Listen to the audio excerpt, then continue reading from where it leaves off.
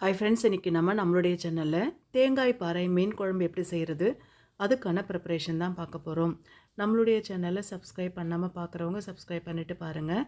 நான் ஒரு பேனில் ஆயில் விட்டுக்கிறேன், கடுகு உளுத்தம்பருப்பு சேர்த்துக்கிறேன், கருவேப்பிலை சேர்த்துக்கிறேன், 2 ஆனியன் பொடிசாக கட் பண்ணி சேர்த்துருக்கேன், சால்ட்டு மஞ்சள் தூளும் சேர்த்துக்கிறேன், இஞ்சி பூண்டு பேஸ்ட் 1 டீஸ்பூன் அளவுக்கு சேர்த்துக்கிறேன்.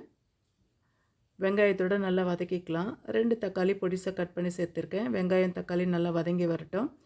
ரெட் சில்லி பவுட்ரு சேர்த்துக்கிறேன். இது காஷ்மீர் ரெட் சில்லி நல்லா கலர் கொடுக்கும், அதுக்காக சேர்த்துருக்கேன். சீரகத்தூள் கொஞ்சம் சேர்த்துக்கிறேன். கொஞ்சமாக தண்ணி விட்டு மிக்ஸ் பண்ணிடலாம். கருகாத மாதிரி பார்த்துக்கலாம்.